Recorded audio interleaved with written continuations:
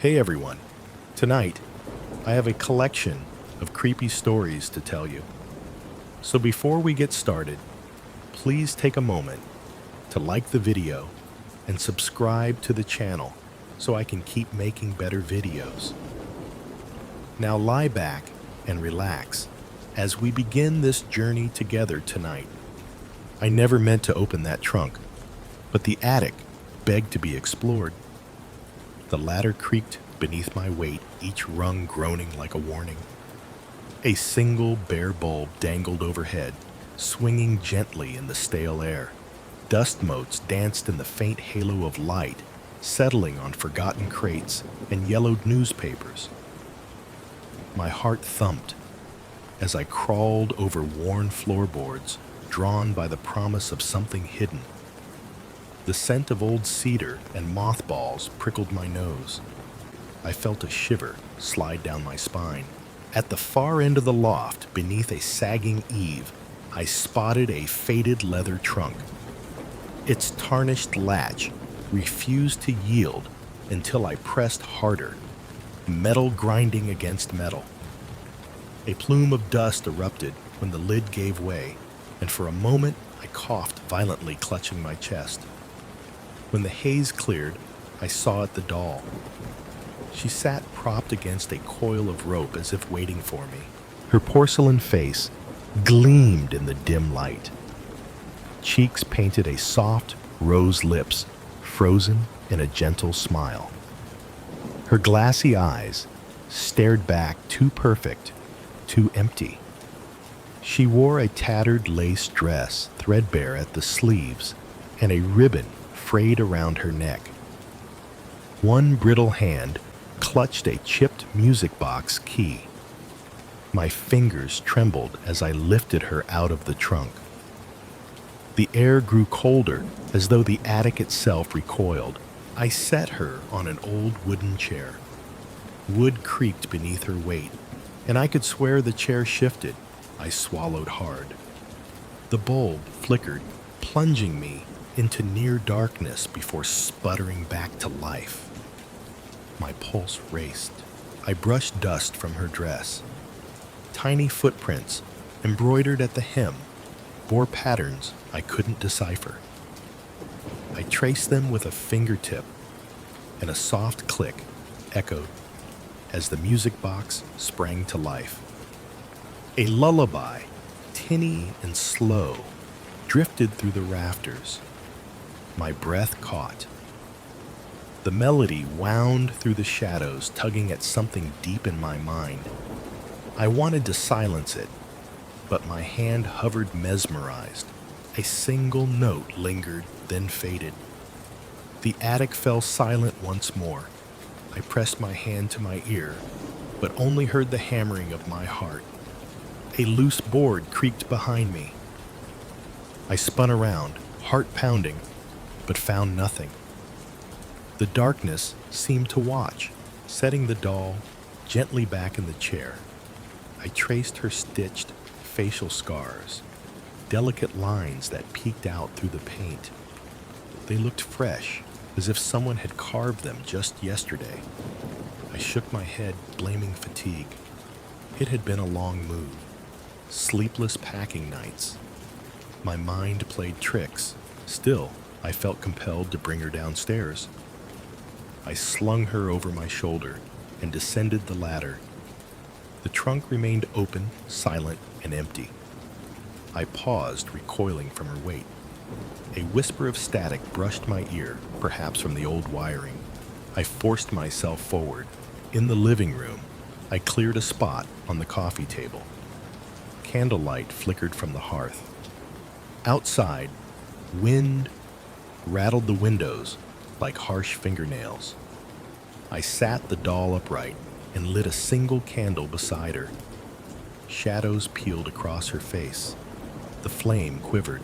For hours, I studied her. No matter where I moved, her head appeared to pivot toward me. I dared not blink. When I finally lowered my gaze, I noticed a fine crack by her temple. Dust sifted from the fracture, and her painted eyes seemed duller.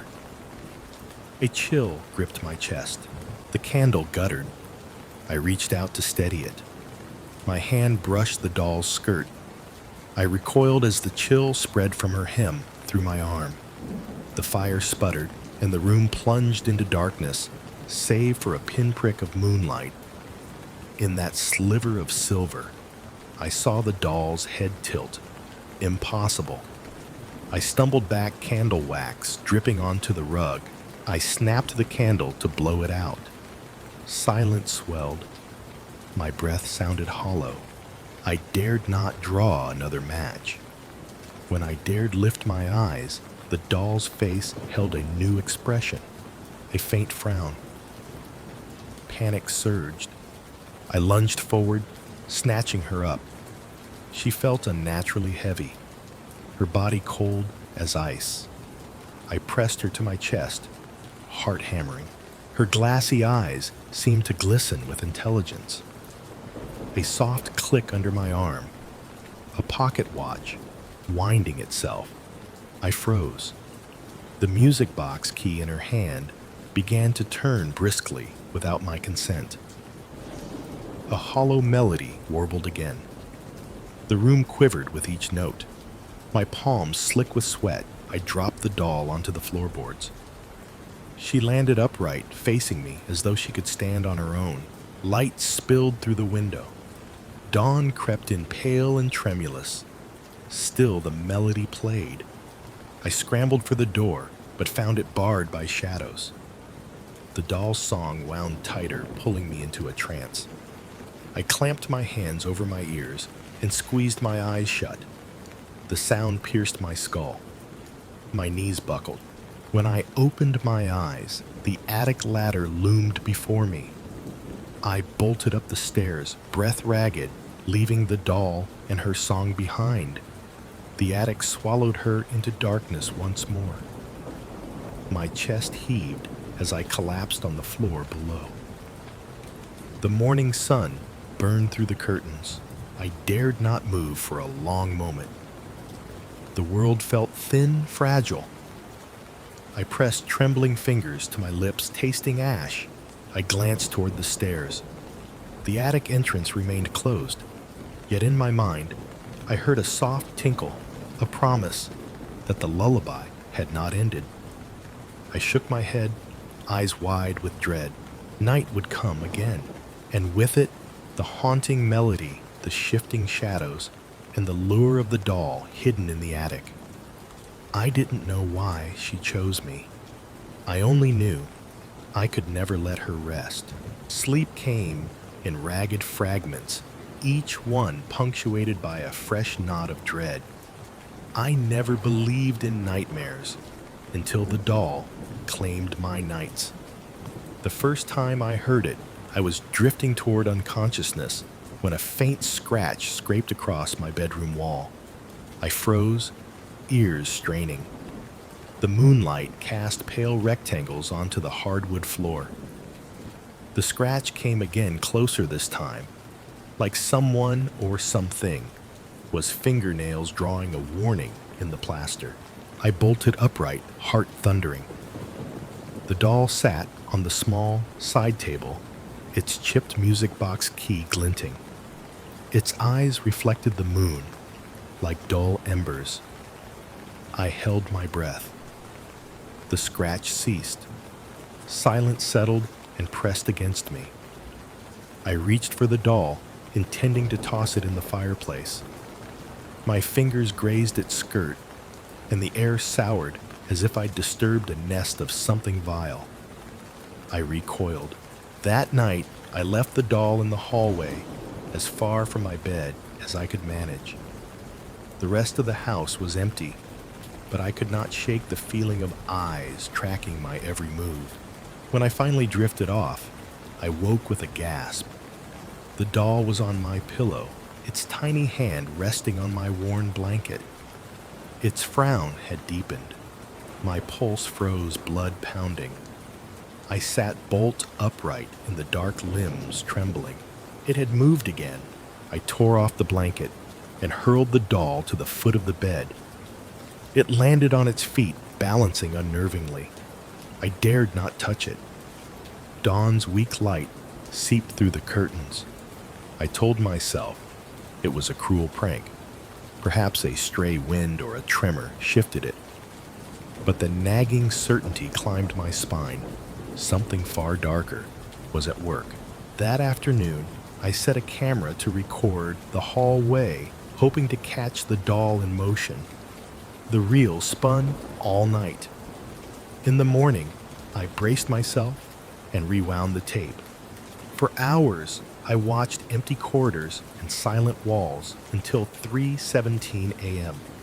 The camera lens captured a shifting shadow at the edge of the frame. The doll's head turned its gaze, following an unseen presence. Its tiny body rocked forward, as though inhaling a breath, then snapped back upright. The footage crackled, and the final frame blinked to black. No footsteps, no whispers. Yet I felt the room tremble. I knew then that I was no longer alone. Lights began to fail throughout the house. Bulbs flickered in the hallway and dyed plunging areas into darkness. I replaced them, but they burned out even faster than before. One evening, I passed the attic door and heard muffled sobbing. I froze. The shriek of my own heartbeat drowned out the sound. I swung the door open, nothing. Empty stairs led to the loft. I climbed slowly, each step groaning. At the top, the trunk lay open again. Dust curled in a silent cloud. The doll had vanished. Panic coiled in my gut. I called her name, voice cracking. Only silence answered. The moonlight glinted on something atop a beam, her dress draped over a joist. I reached up, fingertips brushing lace. I hauled her down clothes, tattered legs dangling. She dangled like a marionette. I set her on the floor. Her eyes met mine, too wide, too knowing. I stumbled back, chest tightening. The attic felt alive, breathing around me. A hollow whisper brushed my ear, just one word. Mine. My blood turned cold. I raced downstairs, not daring to look back, until I lurched into my bedroom, slamming the door. I leaned against it, panting, ears ringing. I spent the next day researching. Old newspapers, library archives, anything I could find on dolls and hauntings. I discovered a local legend. A child, Clara Ashford, died in the house nearly a century ago. Her father, a toy maker, crafted a porcelain doll in her likeness. Clara's illness took her in the night, and her grief-stricken father locked the doll away in the attic trunk, hoping to preserve her spirit. Then he vanished. Rumor held he'd been driven mad by whispering voices. My throat constricted at the parallel. The doll I found wore Clara's face. Had I awakened her sorrow, or worse, her rage? That evening, I prepared. Candles circled my bedboards, drawn hastily in salt. I placed the doll in the center, her key pointed toward me. My hands shook as I dripped salt into etched patterns. The room smelled of sulfur and wax. Sweat slid down my back. At midnight, the wind moaned through the eaves. I lay among my candles, chanting fragments of ancient words I barely understood. A gust extinguished all but one flame. In its flicker, the doll rocked side to side, humming a warped lullaby. My penultimate candle sputtered, and I tasted fear on my tongue. I forced my voice upward. "Clara," I whispered, "speak your truth." Silence. Then a clatter. Something knocked against the wall. I cried out, voice gone. The doll's melody warped, slowed, each note dragging toward a discordant end. Its glass eyes glowed. Shadows writhed along the walls, forming shapes Alice number Clara. A child's silhouette, one hand outstretched, piteous and pleading. Tears welled as the form spun in the candlelight. The doll's lips twitched. The last candle guttered. Darkness swallowed us. I felt a weight on my chest, as if Clara's sorrow pressed against my lungs. Her whisper, like dead leaves scraping glass home. I screamed. The doll's music box key snapped, and the melody cut off abruptly. All light died, and I found myself in pitch black, my heart hammered, breath shallow. Time stretched, then a soft scraping beneath me. I whimpered. My hand brushed cold porcelain. The doll's face hovered over mine, inches away. Its eyes held infinite sadness and fury. I jerked my arm back, knocking over candle salt. The circle shattered. Light erupted as all candles reignited flames, roaring to life. The doll tumbled from my hands and rolled into the far corner. Clara's silhouette faded, dissolving into salt dust. The room trembled and the air screamed. Then silence. The doll lay alone, key askew. I shuddered, cheeks wet. Dawn's pale light crawled through the windows. I gathered my strength and with trembling fingers placed the doll back into the cedar trunk. I closed the lid and latched it. I sprinkled salt atop it and carved wards on the wood. Exhausted, I collapsed on the floor. I had called out to Clara and glimpsed her grief, her demand to come home. I had survived the night, but at a cost. Something had shifted within me. The doll's laughter echoed in my mind, soft but unmistakable. I vowed never to open that trunk again. Yet even as I swore, I noticed the latch had loosened itself. The warding salt was scattered on the floor, and in the dim corner of my vision, the outline of the doll's form lingered waiting. I didn't sleep that night, or any night since. I realized the doll's whispers were not mistakes or tricks. They were an invitation. As the moon climbed, I could hear Clara's voice, plaintive and insistent. Come home. I hardly remember climbing the attic stairs the next night. My legs carried me on autopilot, guided by a compulsion I could neither name nor resist.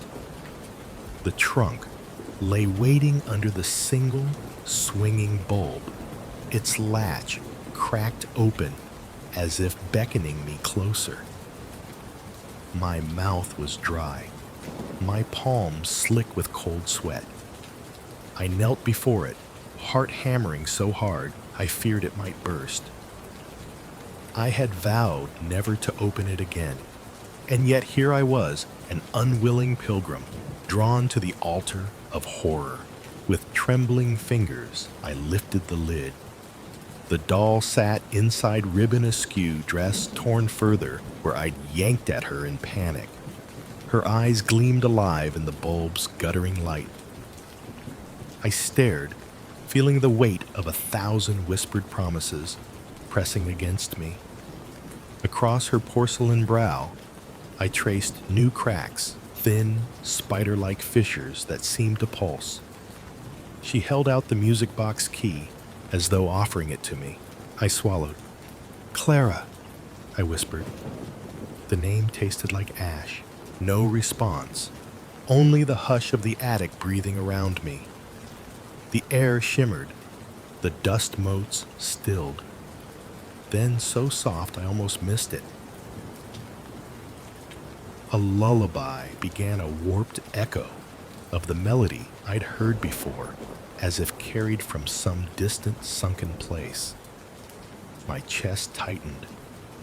It grew louder, wrapping around my mind like barbed wire.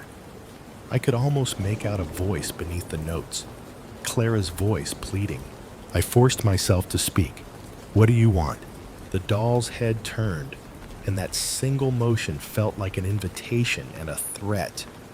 I seized the key, and against every shred of reason slid it into her back. The mechanism clicked, and she began to move. Soon, her limbs unfurled and she stepped out of the trunk, porcelain tapping against cedar. Each step was deliberate, purposeful, as she crossed the rough boards toward me. My breath caught. I could feel her eyes on my soul. I stood, heart lodged in my throat. "Stop this!" I rasped, voice cracking. "You have no power over me." She paused just inches away. Her frown deepened. The lullaby warped again, slowed, discordant dragging like stuttering breaths. The attic walls seemed to warp, timber groaning. A swell of wind rattled the single bulb until it sputtered and died. We were plunged into black. I fumbled for my phone, switched to on its light. A narrow beam cut through the void, illuminating the doll's face. Tears glistened in her glass eyes, real tears. I realized I was shaking. Had she taught me pity, rage, fear all at once? Behind her, shadow shifted into Clara's childlike form, draped in gauzy white. She reached out, lips moving in silent entreaty. A single sob echoed in the dark.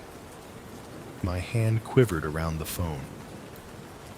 "Clara," I said, voice fragile, "I hear you." The doll turned away, her back to me. The melody slowed until it stopped, leaving nothing but the ragged hiss of my own breath. Clara's silhouette stepped forward, no more than a faint outline of sorrow and loss. Her tiny hand brushed the doll's shoulder, and the porcelain head dipped in recognition. "Home," the whisper came tremulous but clear. I felt tears slip down my cheeks. "I'll help," I promised. "Tell me what to do." Clara's form flickered. The doll's key turned in her back once more. The mechanism engaged. A third figure emerged from the shadows, the toy maker bent with grief, his face lined with madness. He held a tarnished knife. I felt bone-deep dread, but also a flicker of understanding. This was the ritual's missing piece. I gathered the doll in my arms, cold porcelain against my skin. "What now?" I choked. The toy maker raised the knife. The blade's edge caught the phone's LED glow. Clara's silhouette watched with hollow eyes. I realized the ritual demanded sacrifice, but I refused to harm the doll. Instead, I whispered, "I offer myself." Silence. Then a gust of wind sweeping through the attic, extinguishing the phone's light. I braced for pain. Instead, a warmth spread from my chest outward. The doll's tears fell onto my hands, sizzling on contact. The toy maker hesitated. Clara nodded. A soft glow emanated from the cracks in the doll's face, and I felt my own memories, our shared memories, merging. I saw Clara's laughter in sunlit fields, her tears as she lay ill, her father's anguish. My own sorrow. The loneliness that led me here blended with theirs. I understood now the curse was not malevolent, but desperate. Clara longed for home and for release. I whispered, "Return to her." The doll's head tilted back, eyes closing. The lullaby drifted again, gentle and whole. Clara's silhouette dissolved into light. The toy maker lowered the knife, his form dissolving into dust. The attic fell silent. The bulb flickered back to life. I stood alone, holding the doll. She was whole again. No fresh cracks, no tears. Her smile was serene. I felt her warmth against my chest. I set her gently in the trunk, closed the lid, and fastened the latch. But before I turned away, I pressed my ear to the wood. Faintly, I heard the lullaby's last notes slipping into silence. A single whisper floated out. thank you. I left the attic at dawn, the first light chasing away shadows. The trunk was sealed, the doll's curse lifted. I felt hollow, but at peace. My nightmares ceased, and the house felt still. Weeks later, I sold the trunk to a collector. In the listing, I wrote antique porcelain doll, restored condition, accompanied by original music box mechanism. I never mentioned Clara or the ritual. Yet sometimes when the wind rattles the eaves, I swear I hear her lullaby, soft and distant, reminding me that some stories never truly end. I step onto the cracked sidewalk beneath a waning moon, its pale light slicing through drifting clouds like a sharpened blade. Every footfall echoes in the empty street, 1, 2, 3, punctuating the hush. My breath forms brief ghosts in the chill air. The night smells of damp asphalt and distant wood smoke, as though some forgotten hearth elsewhere still hisses with dying embers. Autumn leaves swirl at my ankles, rustling secrets before settling into dark puddles. I pause beneath a street lamp, whose bulb flickers, stuttering like a failing heartbeat, and I sense it before I see it, a slight twitch at the corner of my vision. A dark shape, too precise to be mere wind-blown shadow. I resume walking, forcing my shoulders to uncoil the knot of unease tightening in my chest. It was probably nothing an errant tree branch or a stray cat scuttling behind a fence. Yet the hairs on my forearms prick with alarm. When I glance over my shoulder, the street behind me is a long, empty corridor of asphalt and cracked concrete punctuated only by dim orange pools of lamplight and the occasional office building shuttered for the night. Nothing moves. Nothing breathes. But I know I'm not alone. A distant clang rings out a trash can lid, toppling in a back alley. I freeze, heart hammering. Footsteps mine. No, there's another set, soft, deliberate offset by just the slightest unsettling delay. I press myself against the rough brick wall of a closed storefront and listen. The sound stops. Silence stretches weighty as lead. The only music is my own pulse thrumming in my ears like a frantic drum. I peer around the corner. The lane before me is bathed in an unsteady glow from a lone sodium lamp high overhead. There, bending over the dumpster, I see nothing. But the air feels thicker, as if someone or something lingered at the edge of perception. The night wind carries a soft whisper, a hollow sigh that slides through the alley and brushes against my cheek. I swallow hard, and cold sweat beads at my temples. The rational part of my mind offers explanations. I think it's an overactive imagination. You've stayed too late in the lab again. Your mind is playing tricks. But some part of me, deeper and more primal, rejects those reassurances. My instincts flare bright and urgent. Get out, now. I twist back toward the main road, but the world has subtly shifted. The street lamp above me pulses once, twice, as if blinking in Morse code, and the faintest smear of darkness slides down the alley wall, pooling at my feet. I quicken my pace, footsteps pounding the cracked sidewalk like jackhammers, yet I feel as though I'm wading through molasses. The air tastes metallic like blood. My lungs burn with each breath, and every thump of my heart feels audible.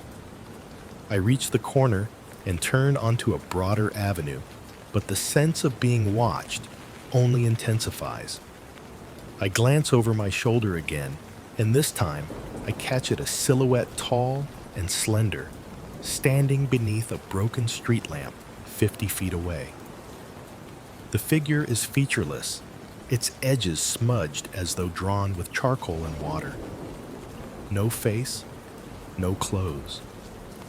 Just a territory of pure absence. It stands motionless, observing. The sight stops me cold. My legs lock as paralysis creeps up my spine. Time dilates seconds, stretching like rubber bands poised to snap. Then it lifts one limb and arm, a leg I cannot tell, and drifts forward in a way that defies normal gait. No footfall touches the ground, yet the figure closes distance with inhuman grace. Every instinct screams to flee, yet my body betrays me, rooted to the spot by some gravity of terror. The street lamp overhead sputters out, plunging us both into pitch black. I fumble in my pocket for my phone, my fingers slick with sweat. The screen lights up, casting a ghostly glow on my face. I raise it, fingers trembling to capture the entity, but the camera refuses to focus. In the grainy blur of the display, I see only my own wide eyes hollow with dread. When I lower the phone, the figure is gone. Gone just as the street lamp buzzes back to life, illuminating nothing but the empty road and fallen leaves. I exhale shakily and force my legs to move. Step by step, I push forward the distant skyline, offering me a fragile promise of civilization. Cars rumble past on the main road, tires hissing on hot tarmac. Their headlights paint the gloom in sharp white beams. I press my back against a telephone pole and slide down until I'm crouched low. My shirt is damp from sweat. My ears ring. I wait, holding my breath, searching for any sign of motion. Minutes pass. I shouldered forward at the first hint of danger. But the world remains ordinary. The hum of engines, the distant thud of music, leaking from a late-night convenience store, the muted chirp of crickets in nearby hedges.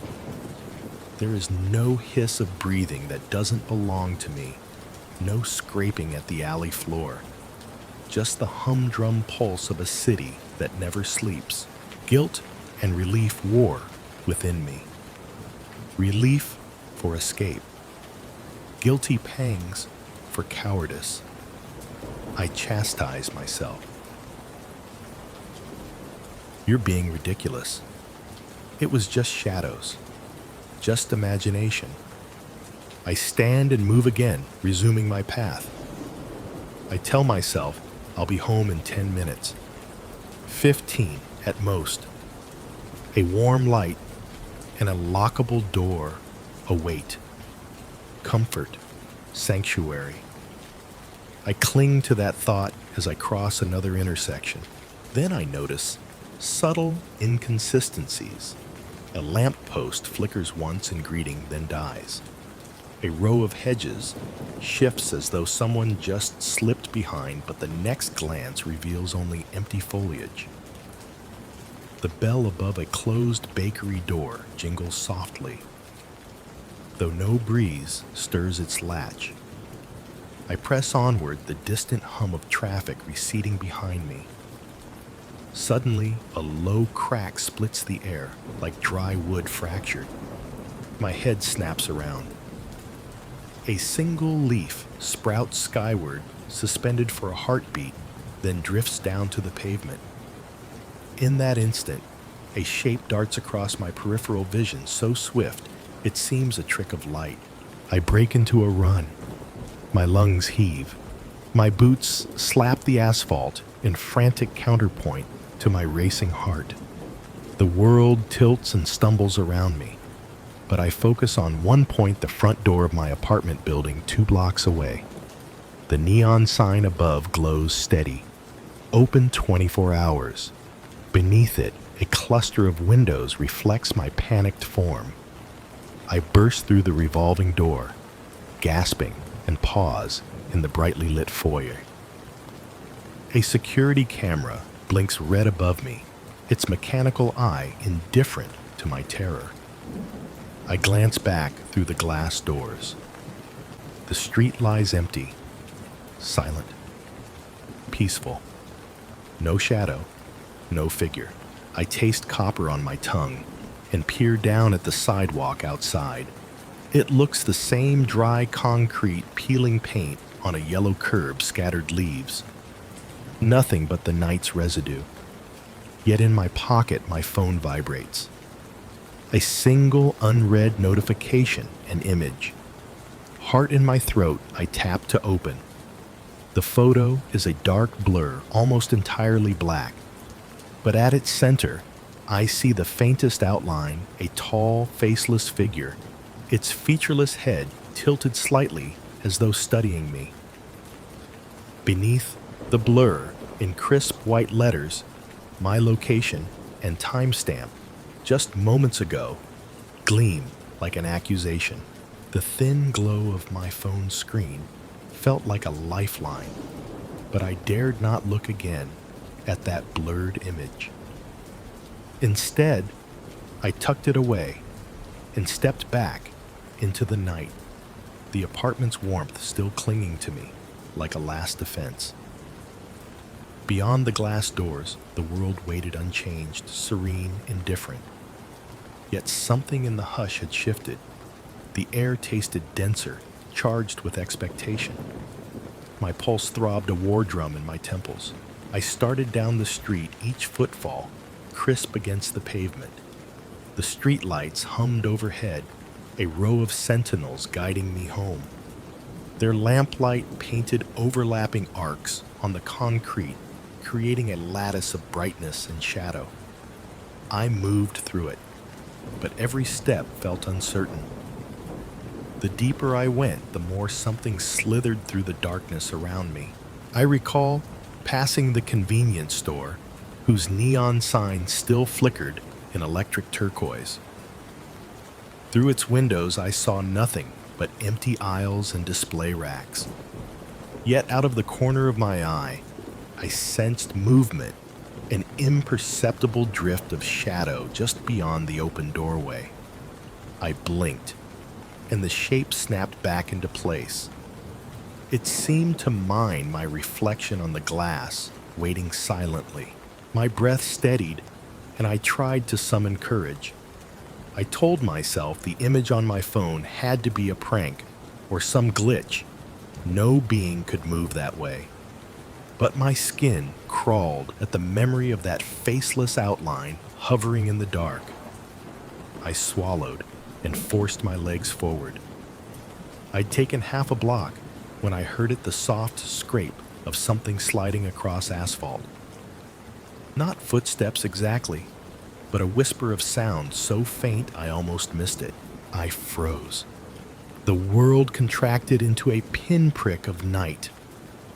I strained to hear. The scrape came again, 6 paces behind me, the precise length of my stride. I dared not turn. The lamp above me flickered, then burned steady. I watched its halo ripple across the ground. That shimmer twisted, and suddenly the pool of light split, one half empty, the other stained by a deeper black, an absence that pulsed with its own shadow. The figure stood at the edge of light, tall, lean, its form pressing against the border of illumination, as if shy of exposure. I forced my knees to bend, and I jogged light footsteps pattering like raindrops. The scrape accelerated in offset rhythm, always delayed, always behind, never touching my heels. I rounded a corner and ducked into a narrow passage between 2 row houses. The walls closed and brick jaws sealed tight. My panting echoed twice, then once, then faded. My eyes darted. The alley was silent, empty, so I thought. A deeper gloom pooled at its far end, where no lamp reached. I inched forward, hand brushing cold stone. There, etched into the wall, a smudge of soot, irregular and smeared as though fingertips had pressed through smoke. My heart clutched in my chest. I crouched to inspect it. The edges of the mark blurred like water-drowned ink. I traced a finger just above it, half expecting it to slip through the stone. Instead, my finger trembled with residual heat, as though the mark had just burned itself into the brick. I straightened to leave, but a stutter of movement arrested me. The darkness ahead rippled. A slender arm extended, appearing through the black, the slender wrist twisting in a silent beckon. No hand, just the suggestion of one. Instinct screamed. I bolted. The alley ended at another street wider and more brightly lit, with parked cars humming under sodium lamps. I burst onto the asphalt chest, heaving, and flung myself between two idling sedans. Their metal exteriors glowed orange incongruous comfort in the night. I pressed my ear to the cold hood listening. Nothing but the distant hum of traffic. I risked a glance across the street toward the alley entrance and froze. There, standing at the threshold, was the figure. It lingered in the scalloped edge of light and dark, exactly where the lamp's glow faded. It watched me. No motion, no breath, but the weight of its gaze pressed through the night heavy as an iron boulder. I darted around the cars, sprinting toward the next corner. The ground beneath my boots was slick with fallen leaves. Each rustle sounded like a scream. The street lamps ahead whined in protest as I approached, then sputtered and died, sending me into an abyss of darkness. My heart hammered against my ribs as my phone jumped to life with a sudden vibrate. My fingers closed around it like a lifeline. The screen read, "No service, no signal, no barrier between me and the dark." I slapped it closed and kept running, lungs burning. My head swam with terror. Every muscle ached with effort. But I dared not stop. At the intersection, I collided with a cool breeze that carried the faintest tinkle like glass chimes. I searched the source, a wind chime hanging in the open window of an upstairs apartment. It twinkled in the night, mocking me. The song of frail metal, fragile as my composure. I angled away from that street toward the park. In daylight, it was benign children's swings, faint paths, a pond. Now, its contours were masked by trees, skeletal in winter's slumber. I crossed the gravel walkway. My boots kicked up dust which sparkled under distant lamplight. The path curved around a mossy bench. I dared another glance. No figure, no sign. But I sensed it closing in. The dark funnel of presence narrowing like a vice. I reached the pond's edge. The glassy water mirrored the moon, fractured by slight ripples. A drifting leaf, I thought. Then, the ripples coalesced as though extended by something moving beneath the surface. My reflection quivered, then elongated. The water darkened. A shape rose tall and featureless, emerging from the depths, like smoke solidifying into flesh. Not a perfect form, but an amalgam of absence. A silhouette of living night. My scream lodged in my throat. I sprinted past the bench, heading for the park's exit on the far side. The gravel churned underfoot. My lungs felt like they would burst. Behind me, the ground thudded in a hollow rhythm, the scrape of unseen limbs sliding forward. Too late, I realized the familiar offset delay. Wherever I ran, it matched me 2 beats behind. I burst through the wrought iron gate and collided with a flurry of wind-blown leaves. The street beyond was empty, lit by a single lamp. that quivered uncertainly. I huddled against the fence rail, gasping. The world felt brittle, about to shatter. My ears rang. The odor of damp earth and decay brushed my senses, though no leaf or branch lay rotting nearby. The fence's pointed finials cast long-pronged shadows like skeletal fingers grasping at the air. I raised a shaking hand to my mouth, tasting salt of fevered sweat. I scarcity noticed the lamppost above me fluoresce into sudden brightness, then wink out again. In that microsecond of light, the figure stood less than 10 feet away, its silhouette cradled in the lamp's glow. My heart lurched. It tilted its head as though curious about the sight of me curled against the fence. Seconds stretched into eternity. The next flicker plunged me back into darkness. I felt its breath or thought I did a cold motion brushing over my cheek. The air shrank. I convulsed with dread muscles trembling. I wanted to flee, but my body betrayed me with frozen limbs. Then, a car engine roared down the street, headlights stabbing through the gloom. The sudden intrusion of noise jolted me into motion. I crawled from behind the rail and bolted across the road, slamming my shoulder into a parked SUV as I scrambled for pavement. The headlights swung past me, illuminating everything in stark, unforgiving clarity. Empty street, scattered leaves, silent homes. No shadow, no stalker, but I knew it waited beyond the edges of light, haunting the spaces between glow and gloom, following every heartbeat. I passed the last street lamp, its glow sputtering out like a dying candle, and entered the skeletal remains of the old train yard. Rusted tracks stretched into darkness, their steel rails half buried in dirt and fallen leaves.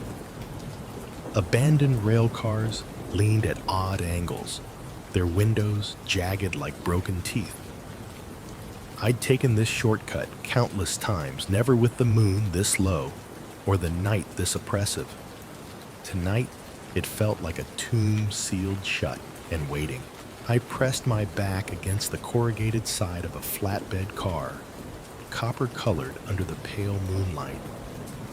My breath came in ragged gasps, chest heaving as if I'd run miles instead of blocks. Muscles trembling, I dared to scan the darkness beyond the rails. I sensed a presence, then a void in the air so thick it blurred the edges of my vision. That awful stillness, the absence of normal night sounds, no insects chirping, no distant hum of traffic, just the hollow echo of my own pulse.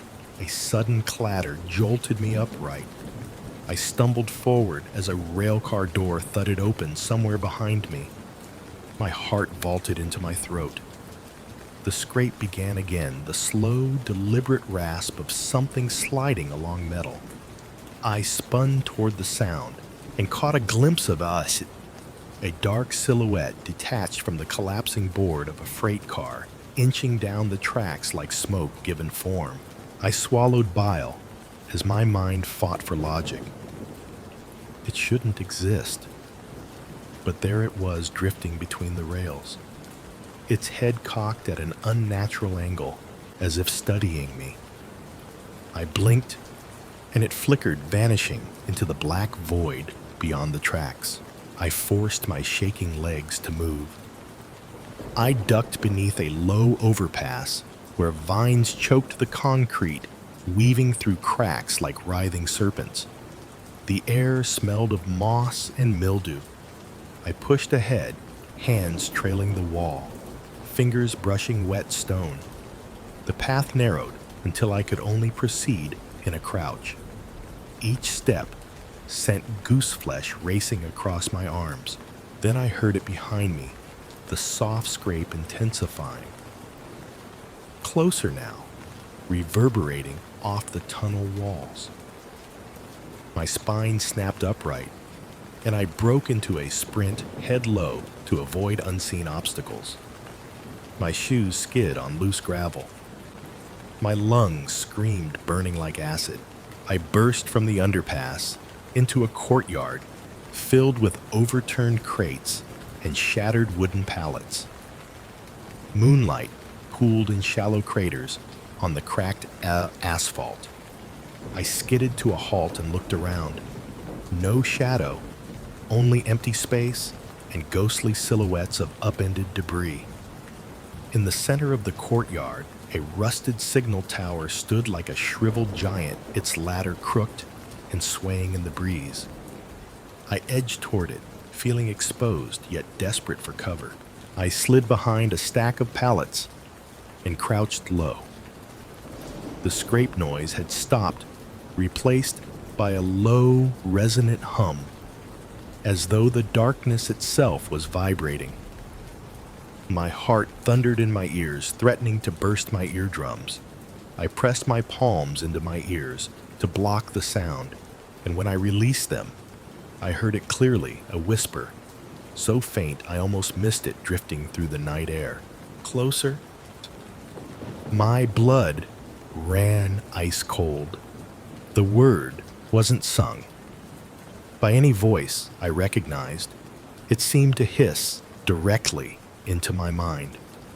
The humidity of fear coated my skin. I dared not exhale.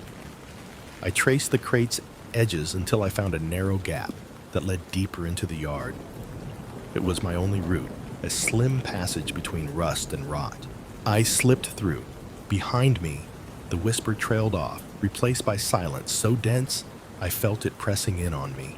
I climbed onto a broken pallet to peer through a hole in a chain-link fence. Beyond the town's edge glowed faintly a promise of safety, but between me and that glow lay open ground littered with debris.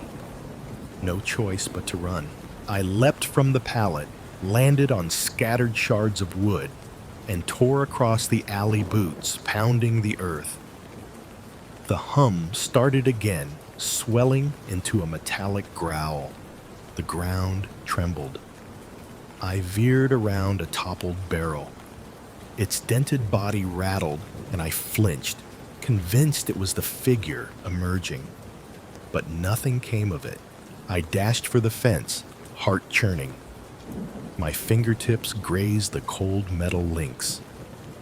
I hurled myself against them, and the barrier ducked under my weight, but held. I wrenched upward, scaled 3 rungs of the ladder, welded to the fence's post, and dropped to the other side. I tumbled onto the street, scraping my palms and knees. Pain flared, but I didn't stop. I scrambled to my feet and raced toward the distant glow of a convenience store. 3 blocks to safety. My vision blurred with tears and sweat. I ran heedless of direction. Then I heard another voice, low and gurgling beneath the hum of the night. It whispered questions. No, not questions. Promises. You can't escape. Skidded to a halt. My heart lodged in my throat. The night rippled, and the air turned as cold as grave soil. Ahead, the streetlights winked off one by one. Darkness clawed forward, devouring the edges of the road. I stumbled, lost my footing, and plunged into the shadowy maw of an open doorway, the entrance to an abandoned warehouse. I crashed against the threshold, soaked my shirt with fresh tears. I looked up at the cavernous interior, crates stacked to the rafters, a maze of dusty corridors and dangling rope lights. Silence reigned, but in that silence, something loomed. The door creaked behind me. I turned too slow. There it stood, filling the entry, the shadow figure, towering and motionless, its head tilted watching. I tasted fear bitter, metallic pooling on my tongue. My legs buckled. I sank to my knees, hands pressed to the cold concrete floor. I screamed silent. My throat clenched so tight, no sound escaped. I saw faint shapes drifting in the gloom. Other silhouettes emerging from the darkness, circling the warehouse like vultures. They were all faceless, featureless, infinite. Each leaned toward me, as though drawn by the scent of terror. My vision tunneled, and I slumped forward. The warehouse floor felt impossibly vast beneath me, stretching into uncanny dimensions. The air quivered, warping. A deep vibration thrummed through the ground, through my bones. I curled into a ball, arms wrapped around my head. Then the tallest figure glided forward, reaching down. I braced for contact. Its fingers, if they could be called that, hovered an inch from my scalp. I felt a pull, an urge to surrender. My eyelids fluttered, and I sensed worlds unravel. A distant shriek ruptured the night. A siren's wail from outside. Reality snapped. The figures recoiled. Light spilled through the open door as headlights swept the warehouse floor. I blinked into the glare, police cruisers and ambulances, red and blue lights strobing. Medics rushed in, voices sharp with concern. Hands gripped my arms, pulling me upright. The aura of darkness receded cluster by cluster, like mist burned off by sunlight. I breathed ragged sobs, blinking through tears. An officer crouched beside me. His badge glinted. "You're safe now," he said, voice steady. "We saw you run inside. Are you hurt?" I swallowed, throat raw. The warehouse, once infinite, shrank into rubble and dust. The rail cars beyond seemed small, inert. The night grew ordinary again, scarred by flashing lights. I glanced back through the doorway. No shadows lurked. No silhouettes wavered. Just the wreckage. Wreckage of my fear broken by reality's harsh glare. They led me out. The cool night air hit my face. The promise of loss and lingering dread followed. I knew I could leave this place, but the shadows would find me again, slipping through every crack between lamplight and dark. A medic pressed a blanket around my shoulders. I nodded, voice thin. "Thank you." The officers guided me to the patrol car. Anguished, I looked once more at the empty warehouse. My heart pounded in my ears. I realized then the truth: the shadow figure hadn't been confined to these tracks or this yard. It was bound to my fear, prowling wherever my mind wandered. It would stalk me in every silent corner, every late-night walk, whispering promises of inescapable terror. I closed my eyes as the car door clicked shut. The siren's echo drifted away, but its warning resonated in my soul. The night belonged to the shadows, and they would always be a step behind, waiting. The world felt unnaturally still beneath the silver moon. My boots pressed into damp sand at the water's edge, leaving dark impressions that vanished almost as soon as I took another step. The air was cold and tasted of something old, like rusted coins hidden at the bottom of a well. Every breath felt heavy, as though the night itself was resisting my intrusion. I had come seeking solitude, lured by the promise of quiet reflection under a flawless sky. But solitude was a lie. The lake lay like polished glass, reflecting the bright orb above, and every ripple whispered secrets. I paused, straining against an almost imperceptible tremor in the air. The sound came then, a faint, high-pitched whimper that knotted my chest. My heart jerked. It sounded like a child crying. I spun around, eyes searching the empty shoreline. Trees stood like silent sentinels, their branches swaying despite the lack of breeze. The lake remained motionless, its surface unbroken by wind or fallen leaf. Yet the sobbing persisted, a lonely lament, born of deep sorrow. I swallowed. Cold air burned in my throat.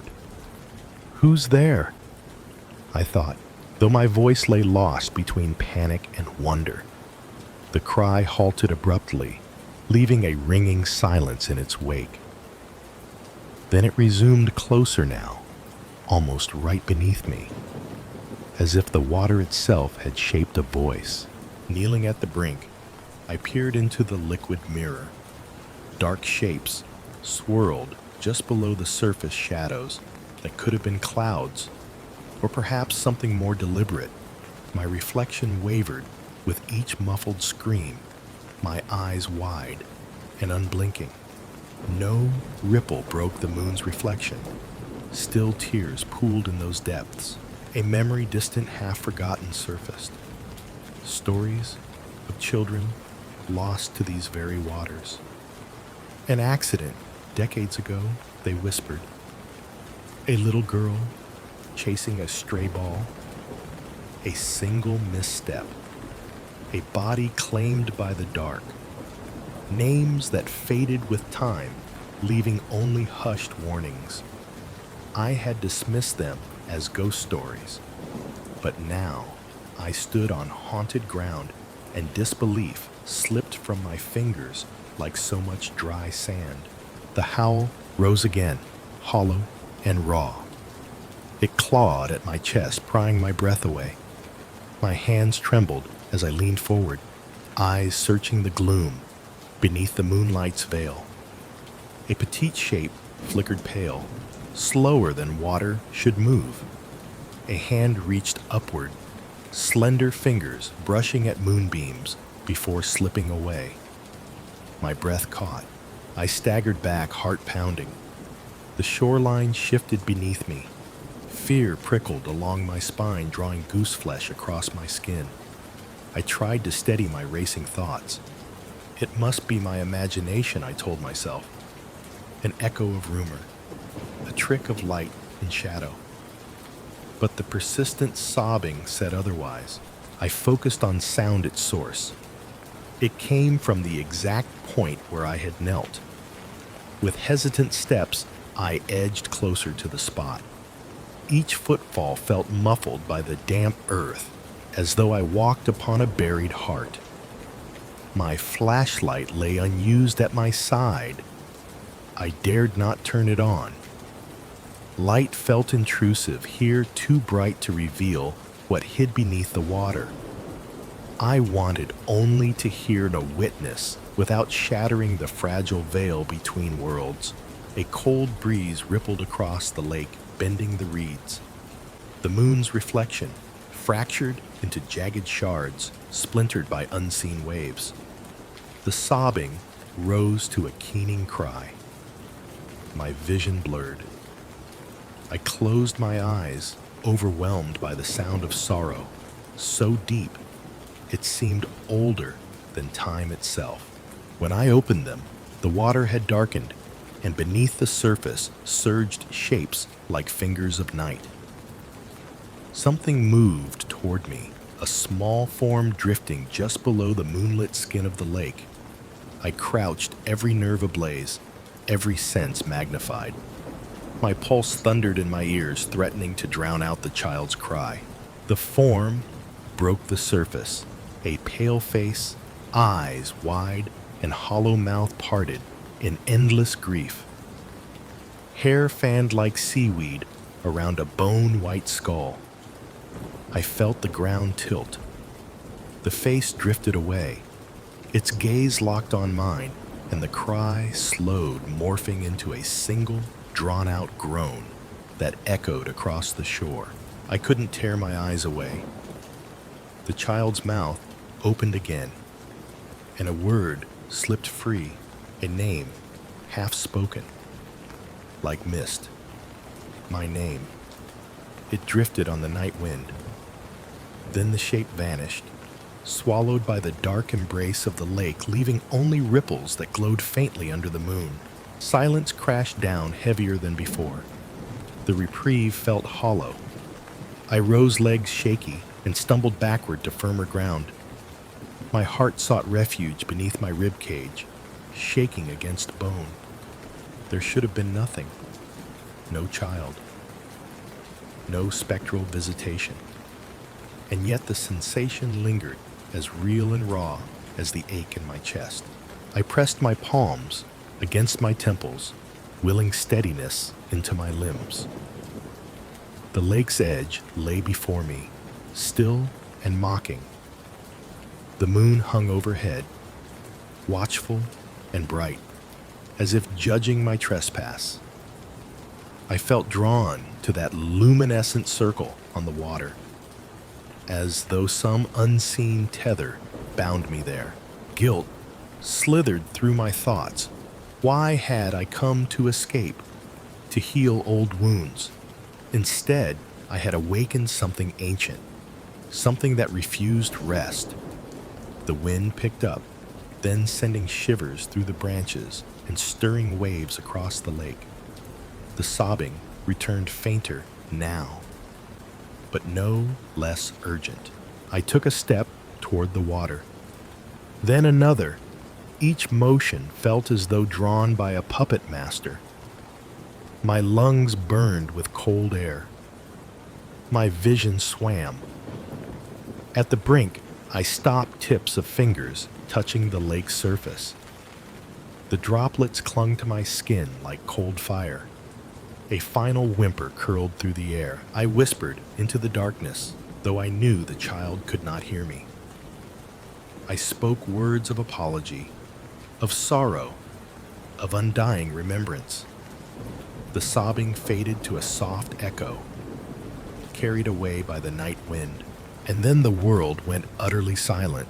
I stood alone, beneath the moon, tethered to a grief not my own.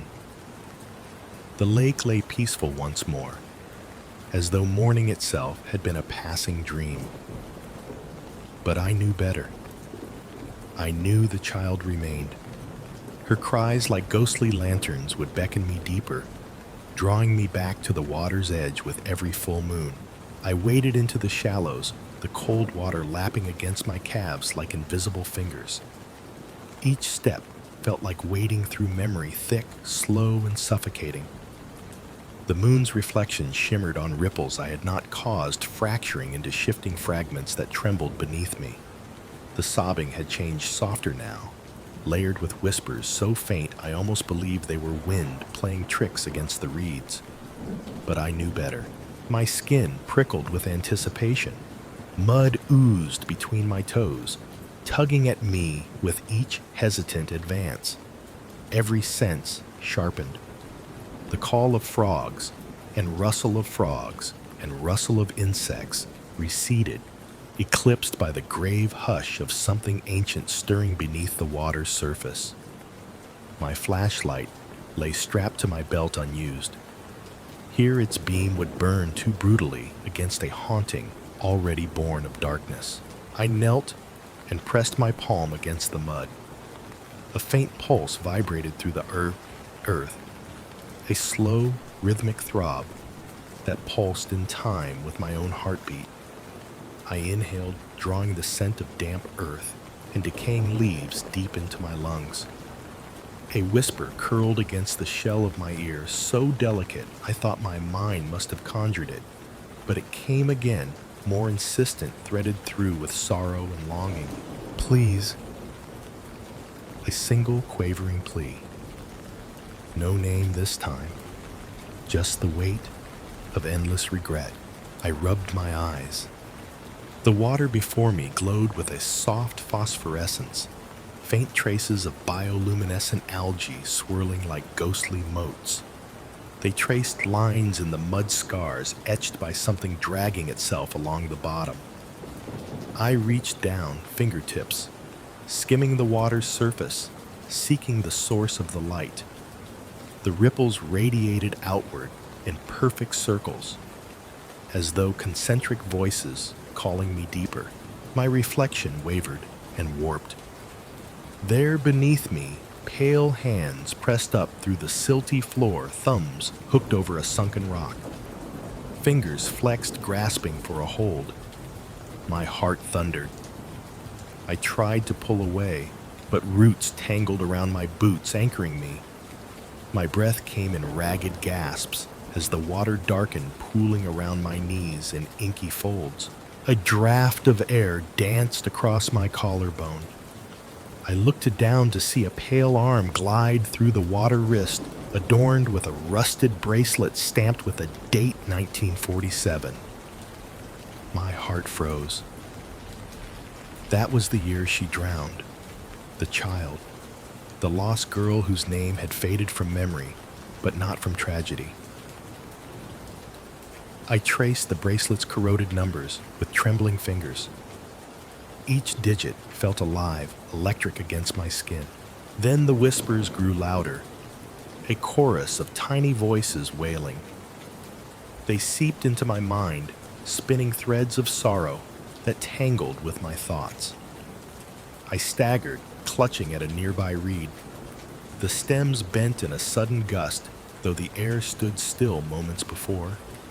Moonbeams danced on the trembling blades, revealing a series of footprints imprinted in the mud beneath the shallows. They were child-sized, too small for me, and led toward a clump of reeds that rose from the water like sentinels guarding a hidden secret. Driven by a mix of dread and empathy, I followed the tracks. The water reached mid-thigh now, each step stirring up clouded silt that drifted upward in slow motion. The sobbing had become a rhythmic chant, a lullaby twisted by the cold grip of death. My teeth clenched to keep them from chattering. I forced my legs forward.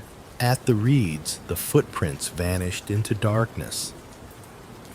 I shone my flashlight through the stalks, but its weak beam struggled against the dense tangle. I reached in, tearing at the reeds, and uncovered a rusted lantern half buried in mud.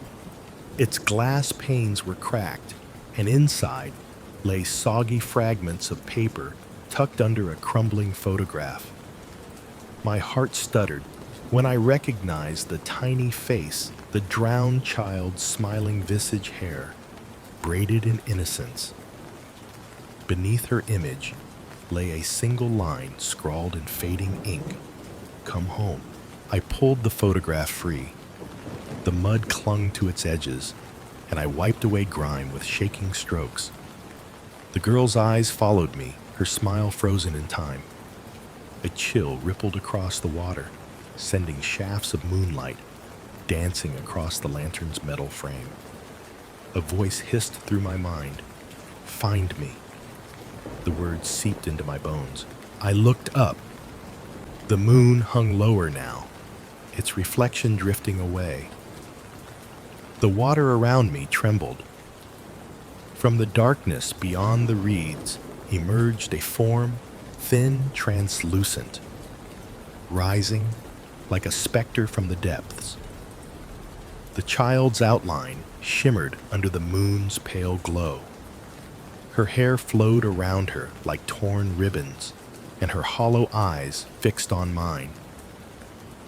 She held out a hand, the lantern's shards glowing at her fingertips. A wave of sorrow crashed over me. Her voice, no longer a whisper, filled my head with a silent scream.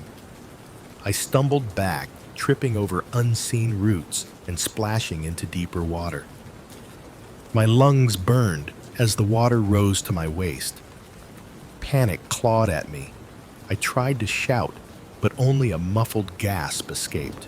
The girl drifted closer, her feet never quite touching the silt below. She traced a path with gentle strokes of her hand illuminating submerged objects. A child's shoelace ribbon trailing behind. A broken music box whose gears had long snapped. A tattered doll lodged in the mud. Each relic spoke of a life cut short, memories buried beneath murky water that refused to let go. I reached for her, desperate to comfort. "I'll help you," I whispered, voice trembling. "I'll set you free." But my hand passed through her shoulder, cold and insubstantial, sending a shock through my arm. She paused, head tilted as moonlight gleamed across her skeletal form.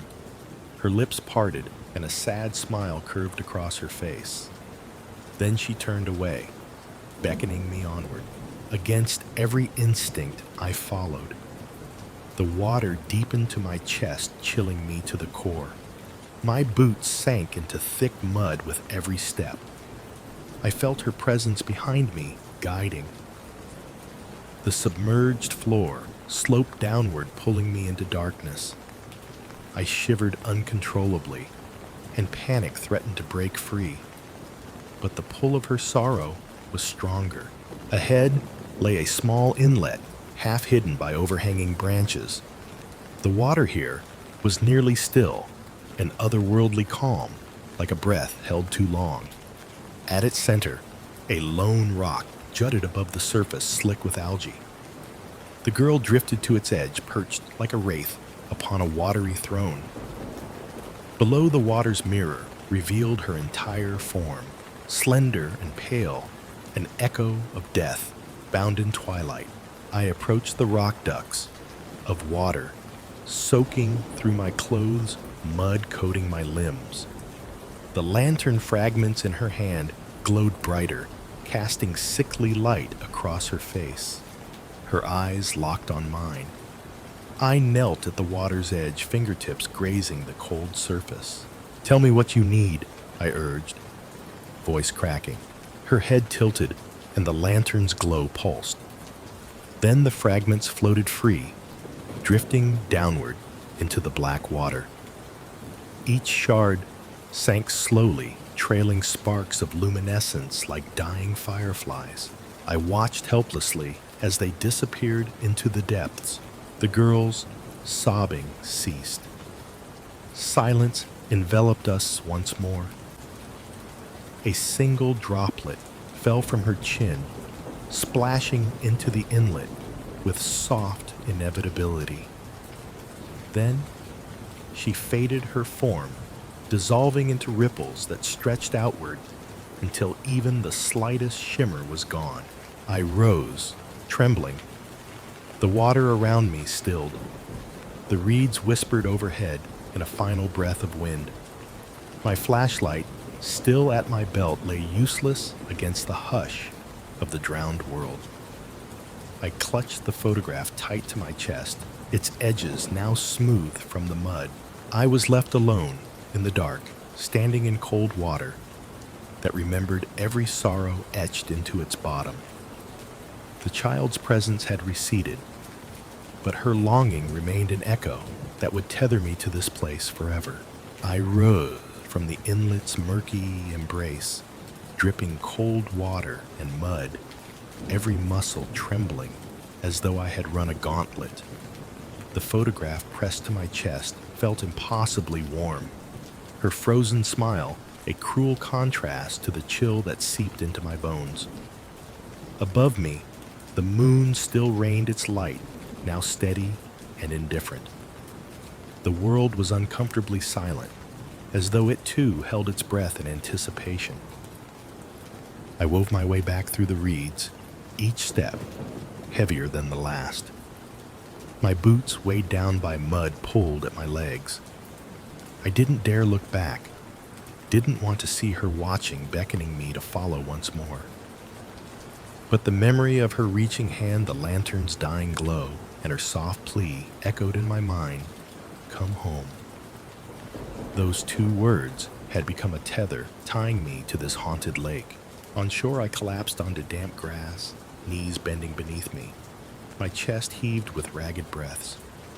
The photograph had soaked through. The image blurred where mud had worked its way into the fibers. Yet her eyes, those haunting empty orbs, remained clear burning with stubborn grief. I closed my fist around the photo, pressing it against my heart, as if that might ease her sorrow, or at least speak of my promise. The cry returned, then distant but unmistakable, echoing across the water like a fragile bell. No longer a child's wail, it layered with deeper timbres, faint murmurs of sorrow, that curled around the edges of my mind. It was a chorus now, not just her voice, but the voices of all who had been claimed by these depths. They sang a dirge for the forgotten, spinning a web of guilt I couldn't escape. I forced out myself to stand limbs stiff with cold. The air had cooled further, turning each inhalation into a shard of ice. My teeth chattered, despite my best efforts to steady them. I had to know, had to uncover the truth that lay hidden beneath the moonlit water and in the broken depths of a child's lament. Lighting my flashlight, I scanned the shoreline, searching for clues. The inlet, the rock, the lantern, each piece of the puzzle called to me. I turned toward the inlet once more, but this time I stayed on solid ground. The photograph trembled in my palm. I realized I had never learned her name. How could I claim to help her if I didn't even know who she was? I murmured, "Apologies to the night." "I'll find your name," I whispered, voice bouncing against the silence. "I'll remember who you were." A soft rustle startled me. The reeds parted to reveal a small, moss-covered plaque, half hidden in mud, its words obscured by time. I dropped to my knees, brushing away grime with frantic fingers. Letters carved into metal emerged: E. Marlowe, 7/12/47. The date matched the bracelet. So her name was Emily Marlowe. Emily. I whispered the name, and the lake seemed to respond a tremor, rippling across its surface. The chorus began again, more insistent this time, a mournful hymn rising like fog off the water. My flashlight beam danced across the plaque, then rolled upward to the inlet. There, suspended in darkness, was her form once more. Emily, translucent, and pale hair floating like tangled threads. Her hollow eyes met mine, and she nodded as if granting permission for the next step. I didn't hesitate. I stalked forward until I stood at the inlet's lip, boots sinking into damp soil. The hush of the night pressed in each breath, weighted by expectation. I took the plaque and held it before me, raising it toward her as though offering her a name written in stone. "Emily Marlowe," I said, voice trembling yet clear. "I remember you." Her lips curved in a sad smile. The lantern's glow flickered in her hand once more, brighter now, illuminating fragments of that tattered doll, the music box, the shoe.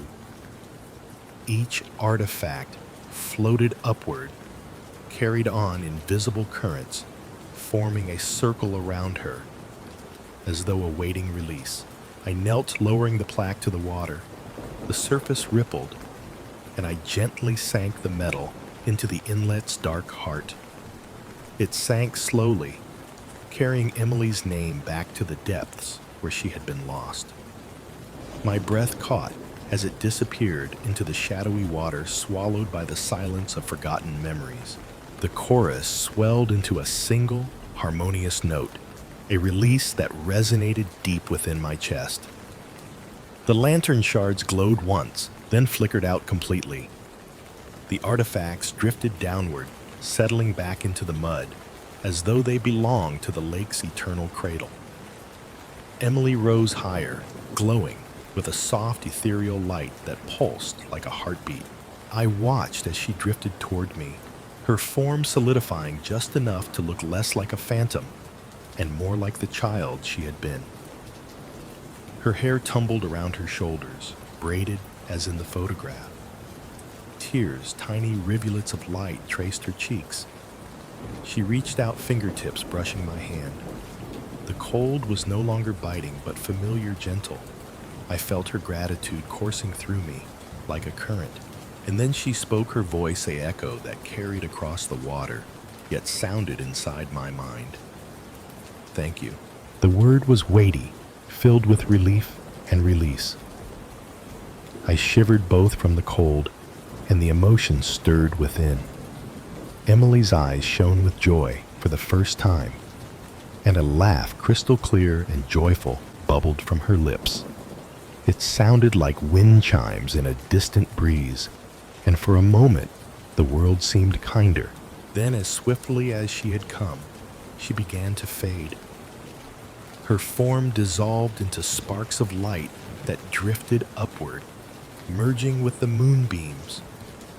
The inlet glowed briefly with that gentle light, then returned to its dark calm. Silence settled once more. I sank to one knee, staring at the water's mirrored surface. The wind rustled the reeds, whispering a final farewell. The moon's reflection winked above me, and the lake lay still as glass. I rose slowly, each movement deliberate. I felt different, lighter somehow, as though I had shed a burden I had carried without realizing. My boots, once caked with mud, now felt clean, as though washed by invisible waves. The photograph in my pocket was blank. The image had faded away completely, leaving only crisp, empty paper. Emily's memory lived in the lake and in me. As I turned away, my eyes lingered on the inlet. No shape stirred beneath the calm surface. No cry shattered the night. Only the gentle lap of water against the shore, a quiet melody of life going on. I walked back along the path I had come, the reeds rustling in a soft chorus, their voices now a lullaby rather than a lament. The moon guided me, its light no longer harsh, but comforting. I carried Emily's name in my heart, a promise fulfilled. And though I knew other souls might someday hear her cry, I also knew that I had a story to tell. A story of remembrance and release by moonlight. It would serve as a beacon for any who stumbled here, a testament that even in the darkest depths, a name spoken aloud can set a spirit free. I wake in the dark to an impossible chill crawling up my spine. In the stillness, the air in my room feels thicker, colder, and I sense something wrong before I even open my eyes. The sheets press heavy against my legs, but beneath the mattress, there is a tremor of movement, an unnatural stirring that sets my nerves alight. My heart thunders as I lift the blanket, and there, brushing my ankle, a hand colder than ice grips my calf. I freeze. My blood runs sluggish, each pulse slowing under that touch, and my breath hitches in my throat. The memory of warmth is a distant dream.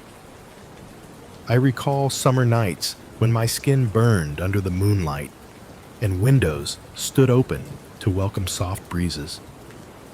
But now, the world has shrunk to this tiny space between pillow and floorboards, and that single, icy grasp blots out everything familiar. I want to jerk away, slam my foot down, but fear locks every muscle. The hand is impossibly slender, its fingers gnarled, like roots twisting through soil, but smoother than porcelain. A whisper of wetness lingers where it touches condensation or something more sinister. My lamp remains off. I never leave it on. Shadows crawl across the wall like reaching hands themselves. I listen. Beneath the steady hum of the refrigerator downstairs, a soft scraping echoes. It sounds like claws dragged through wood. The underside of my bed creaks. Each squeak matches my hammering heartbeat. Slowly, ever so cautiously, I slide a fingertip toward the mattress's edge. My skin pricks. I feel the cold radiate upward. Then the hand curls around my finger tugs, a gentle pleading pull, like a child reaching for comfort. The pull turns insistent. The sheet gathers in my palm, Fight or flight demands action, but something deeper draws me forward. My rational mind screams impossible, but my body obeys a darker instinct. I push aside the bed skirt and peer underneath. The room yawns wide, swallowed by darkness. I see the hand again. Pale, slick veins, shadowed blue beneath thinning skin. Its grip loosens, lets go of my finger, then stretches farther, reaching toward my face as if to drag me down. My pulse goes wild. I lean closer. The air beneath the bed is colder still, tasting faintly of earth and rot, as though something long buried stirs in the darkness. I struggle for breath. My chest contracts. I want to scream, but fear steals my voice. Instead, I plant both knees on the floor, bracing myself to look deeper. The wooden slats support a body weight. I half expect to be there. But the space remains empty, nothing but shadows, and that single skeletal hand.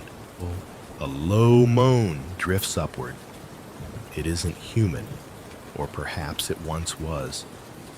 The sound is throaty, wet like breath rolling from gargled throat. Electric dread surges through me. I try to scramble backward, but my elbow catches on a chair leg, and I topple to the carpet. The noise stops. Only the distant hum and my ragged panting fill the silence. I glance upward at the ceiling where nothing stirs, and yet I feel watched. The wallpaper's faded pattern seems to twist into faces, mouths agape, and silent screams. I force myself to rise. My bones ache from the fall. I fish for my phone on the nightstand, but each movement sends tremors through my arm. The screen lights with a soft glow, too bright in the darkness. A text notification blinks a reminder to pay rent. I stare at it, heart pounding. The banal message cuts through the horror like a blade, and I marvel at how suddenly normal life can feel absurd in the face of something truly wrong. I slide out of bed, phone clutched tight, and pad across the room to the doorway. Behind me, the bed exhales a slow sigh, as though disappointed at my retreat. The hand presses once more against the floorboard, tapping in a slow, mocking rhythm. Tap, tap, tap. Each beat reverberates through the walls. I grip the doorframe palms slick with sweat. I tell myself there must be a logical explanation. A trick of the mine gas escaping the pipes, a draft under the door. But the raw terror pulses in my veins. I count the taps 13. An ill omen, my grandmother used to say. On the 13th night of every house-sitting job, she whispered strange things come out of hiding. I force my trembling legs to carry me across the hallway toward the living room light switch. My shadow stretches long and twisted behind me, flickering at the edge of sight. I flick the switch. The bulb above sputters, then blazes, illuminating the floor in a harsh yellow glow. Nothing there. No hand, no scratch marks, no hint of movement. Just empty wood and the dank smell that lingers like a stain. I stand there for a moment, every sense on edge. The world seems thinner now, as if the barrier between the living and something else has worn away. Each heartbeat is a hammer blow. I strain to listen. The apartment is silent. I inch back to my bedroom, crossing the threshold where light meets shadow. I lift the blanket again, my fingers shaking as I raise the sheet to inspect the floor. Not a scratch. No footprints. Just the dark space that yawns under my mattress. I press my ear to the wood. My breath hitches. From the other side, I hear a faint childlike whisper so soft, I'm not sure if it's real. Something like my name. And then silence. My pulse pounds. I force myself to stand upright and step away from the bed. My shirt clings damp to my back. I cross to the window and pull aside the curtain. I expect to see nothing but the city lights. Instead, in the reflection of the pane, I glimpse a pale face hovering low behind me, eyes dark voids, mouth stretched in a grin too wide to be human. I snap around. Empty room. No mirror. Only me gasping. The window's glass is cold where my fingertip rests. I wipe a bead of moisture from my brow and lean into the sill, trying to steady my pulse. The street below is silent. One lone car idles at a red light. A distant siren wails and fades. Life continues beyond these walls, but here I am, alone with something that defies explanation. I close the curtain and back toward the door. My suitcase still lies open by the closet, half packed from last week's trip. I pant, torn between fleeing and facing this thing beneath my bed. Every rational instinct pushes me to pack everything. Leave now, drive until the roads run out. But curiosity, that foolish friend, tugs at me. What really lies under there? It is a question that no sane person would pursue. Yet I feel drawn, magnetized. I stand frozen, staring at the bed, listening for any hint of movement. The world beyond my apartment narrows to this bed and what hides beneath. A moment passes, then another. My knees threaten to buckle. I take one step forward, then another heart thundering in my ears. I raise a shivering hand toward the mattress. For the first time, I wonder if the hand is calling me, begging for something I cannot fathom. And in that moment, the cold hand reaches out again. Night after night, the chill returns. I lie awake counting the seconds between my ragged breaths, waiting for the telltale first scratch beneath the bed frame. It comes always a low scraping, as if something is dragging itself closer to the edge of my world. My pillow presses against my ear, a futile barrier against the moan that seeps upward from the darkness. I clench my jaw, grit my teeth, and refuse to listen. But I do listen, every creak, every sigh, every soft thump of shifting weight, where there should be nothing at all. The second night, I dare not shed light. Instead, I leave the lamp on low, its pale glow strobing against the wall. Shadows loom like silent sentinels. I lie frozen on my back, my legs rigid beneath the sheet. Then beneath my feet, a hand, icy slick, wraps around my toes and pulls gently insistent. My breath catches. A droplet of sweat crawls across my forehead. I try to jerk free, but the hand tightens for a moment, then releases, sliding back into darkness. My skin tingles long after the touch vanishes, as though frozen frost crystals cling to my nerves. Sleep retreats.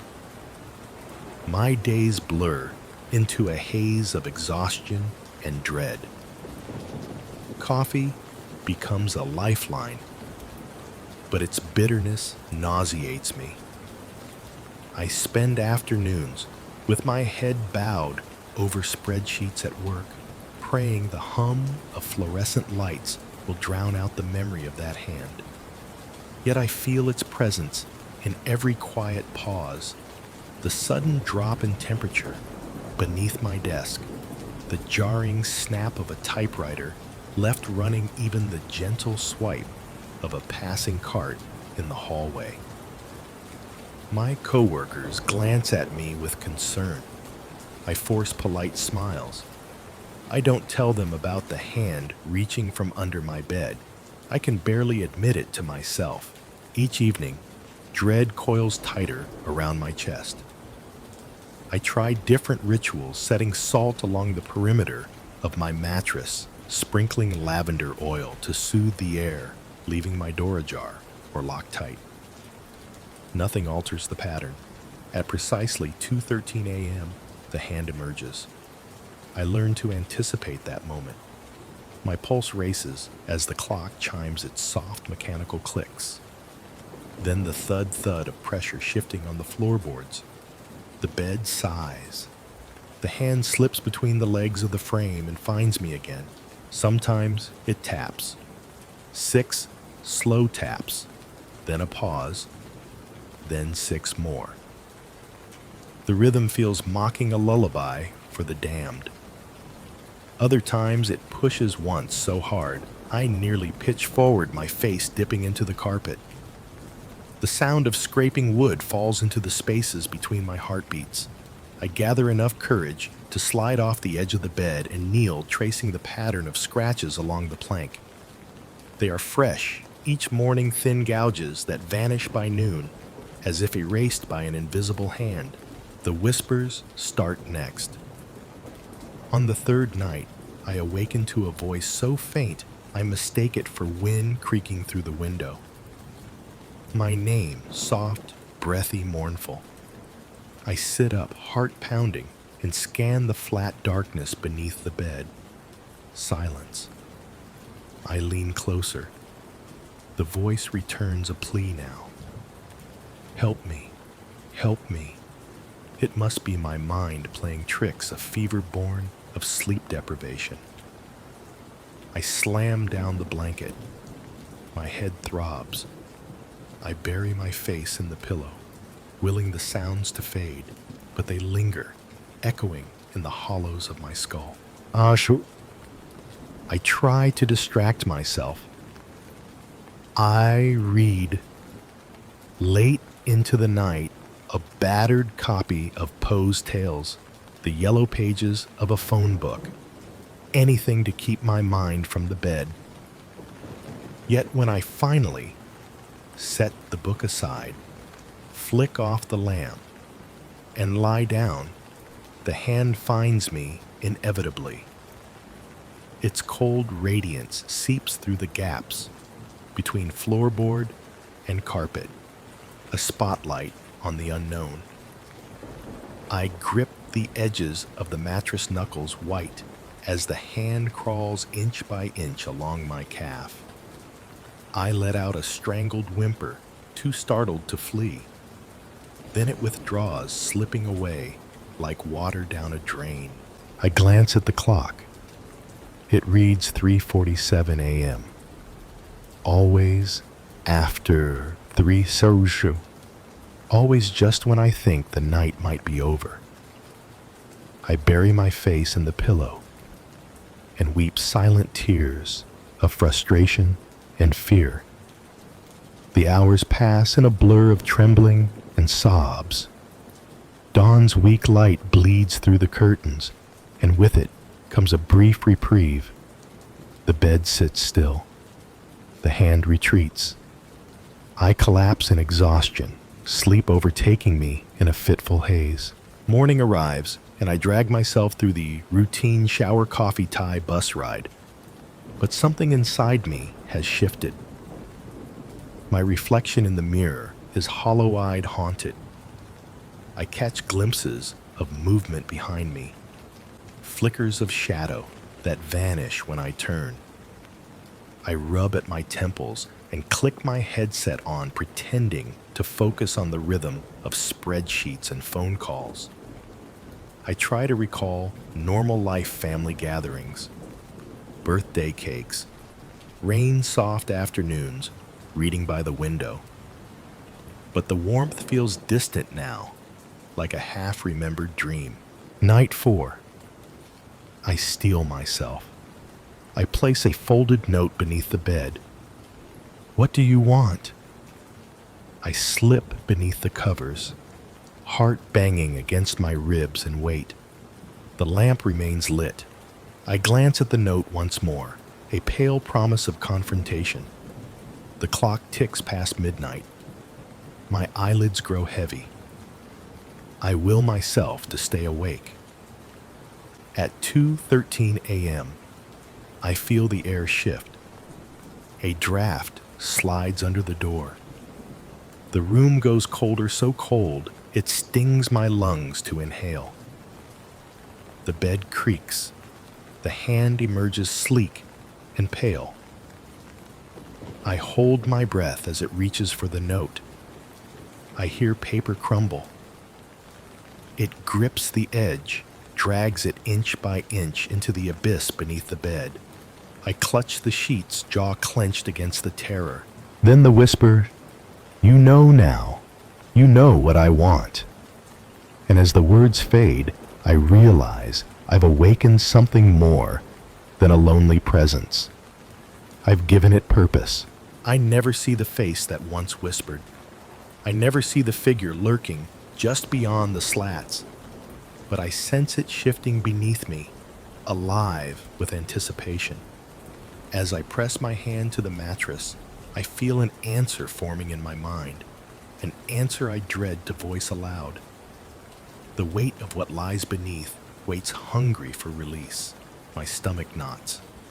I know without a doubt that nothing will ever be the same after tonight. Dread coils in my gut as night deepens. I stir in bed, mind churning with questions I no longer dare to ask. Every muscle screams to flee, yet something primal arrests me.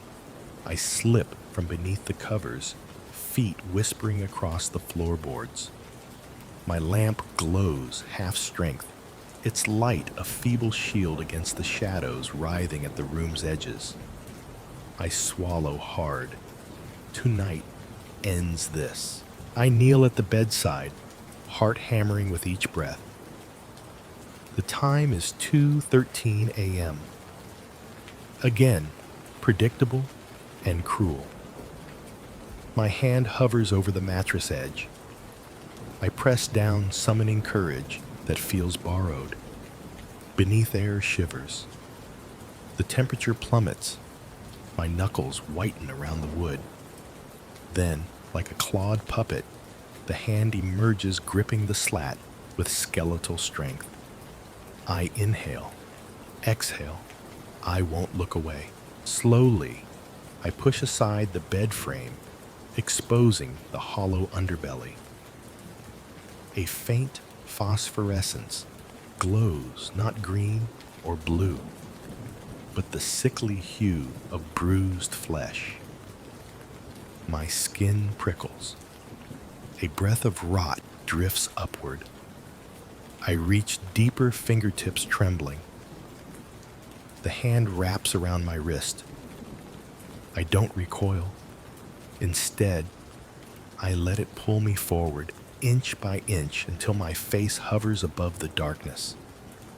I see a tunnel of shadow stretching under the bed. It whispers hunger. Grip the floorboards on either side of the frame and force my weight downward, sliding my torso into the void. The air is thick, musty with decay. My shirt catches on a broken slat. I tug free, ripping fabric. Pain blooms on my shoulder. I pause, tasting copper on my tongue. Blood. The world narrows to the tunnel's lip, and the hand anchoring me. I push onward, descending into the unknown. The space is tight. Wood walls press close. I scramble forward on hands and knees. Beneath me, a slick film glistens in the dim light, a sheen of moisture or something more sinister. My breaths come ragged. The hand guides me, offering support and urging me deeper. I follow its lead, drawn by a terrible compulsion I cannot resist.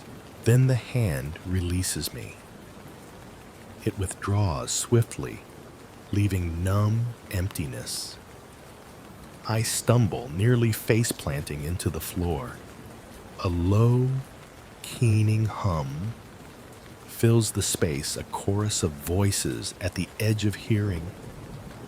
My scalp tingles as if hundreds of tiny tongues flick across my skin. I try to stand, but find I cannot. The tunnel slopes downward. Gravity pulls me toward an abyss, cloaked in obsidian darkness. A single beam of light flickers ahead. It pulses like a dying heartbeat.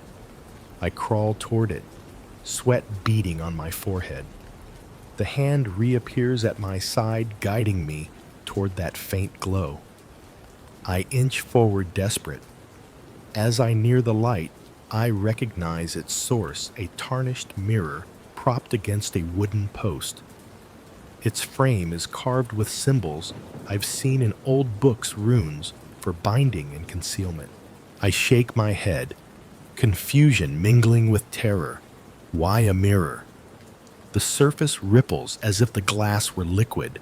My reflection stares back, my face drawn, eyes, wild skin, chalky. But behind me, pressed against the glass, is another face, gaunt, hollow-eyed lips, peeled back in a rictus grin. Its skin shimmers with moisture veins black against the pallor.